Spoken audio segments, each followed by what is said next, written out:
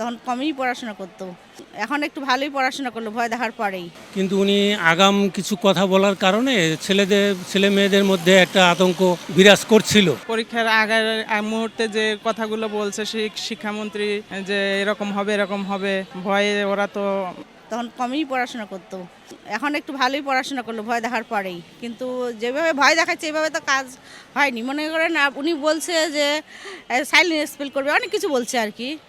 তো এই ভয় দেখার পরেই তো পরীক্ষা ভালো হয়েছে, অত তেমন কোনো গার্ড হয়নি বলতেছে ভিতরে। আজকে কেমন হচ্ছে তা তো বোঝা যাচ্ছে না, গতকালে ছিল না গার্ড। এই সিসি ক্যামেরা দিচ্ছে, এটা একটু খুব ভালো হয়েছে, আবার খারাপও দিক আছে, দুইটাই আছে।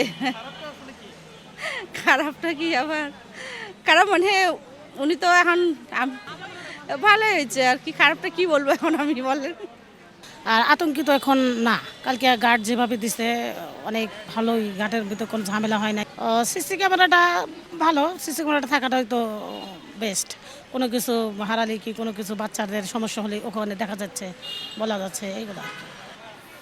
এই যে উনি যে প্রসেসটা নিছে বা উনি যে কথাবার্তা বলছেন সেটা আসলে খারাপ না, ভালোই। পরীক্ষার পরিবেশ সুন্দর এবং ঝামেলা মুক্ত, খুবই ভালো অবস্থায় চলছে আর কি। এটা রুলস ভালো, কিন্তু সেটা অন্যভাবে প্রয়োগ করা যেত।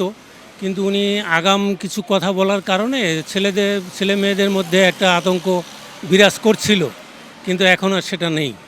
প্রথম পরীক্ষার দিন বেশ ভালো আতঙ্কই ছিল, কিন্তু এখন সেটা কেটে গেছে, যে না আসলে পরীক্ষার পরিবেশটা খুবই ভালো তাদের কাছে। আমরা গার্ডিয়ান হিসেবেও আমরা দেখছি খুবই ভালো পরিবেশ।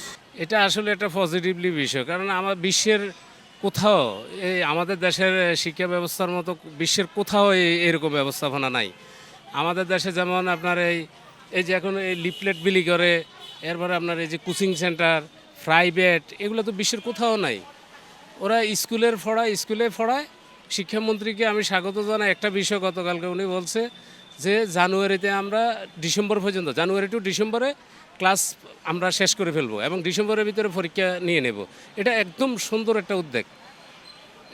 এর জন্য শিক্ষামন্ত্রীকে অনেক ধন্যবাদ। কারণ এই ফলাইফানের ফেব্রুয়ারি মার্চে যায় পরীক্ষা হইলে আরও 2 মাস পরে পরীক্ষার রেজাল্ট দেয়, এরপরে আবার ভর্তি হইতে মানে পুরো 1 বছর চলে যায় তার জীবন থেকে। এটা যে উনি এভাবে করলে আমি ওনাকে এটা অনেক ধন্যবাদ জানাই এবং এটা উনি কার্যকর করুক। আর আমার একটাই দাবি, সেটা হলো এই দেশে কোচিং সেন্টার বলতে কোনো শব্দ থাকবে না, কোনো গাইড। যেহেতু সৃজনশীলের প্রশ্ন, সৃজনশীলের পড়া, তাহলে গাইডের তো কোনো প্রয়োজনে নাই।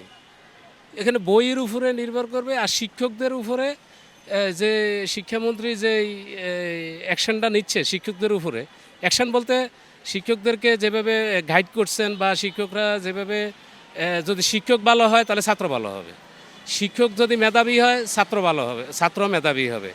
শিক্ষক ক্লাসেই তার এই পড়াটা ক্লিয়ার করতে হবে, তাহলে সে পড়া পিছিয়ে যাবে না। আর কোচিংয়েরও প্রয়োজন হবে না, প্রাইভেটেরও তার প্রয়োজন হবে না। অভিভাবকও টেনশন মুক্ত থাকবে যদি শিক্ষক সেভাবে দায়িত্বটা নেয়। পরীক্ষার আগের মুহূর্তে যে কথাগুলো বলছে শিক্ষামন্ত্রী, যে এরকম হবে ভয়ে ওরা তো অনেক নার্ভাস হয়ে গেছে। এতটা ভয় ওদের না দিলেই পারতো। গার্ড এখন ভিতরে হচ্ছে, এখন ভয় তো আছেই যে যতক্ষণ রেজাল্টটা না পাবে। ওদের প্রস্তুতিটা ভালোই ছিল। ওরা 5-এ বোর্ড পরীক্ষা পায়নি, 8-এ বোর্ড পরীক্ষা পায়নি। এখন ওরা ক্লাস 10-এ এসে যখন বোর্ড পরীক্ষাটা পাইছে, ওদের একটু নার্ভাস হওয়ারই কথা, একটু ভয় ছিল, আরও ভয় ওরা পায় আছে। আমার বাচ্চার অ্যাকচুয়ালি ক্লাস 9-এ পড়েছিল, ওরা নতুন কারিকুলাম।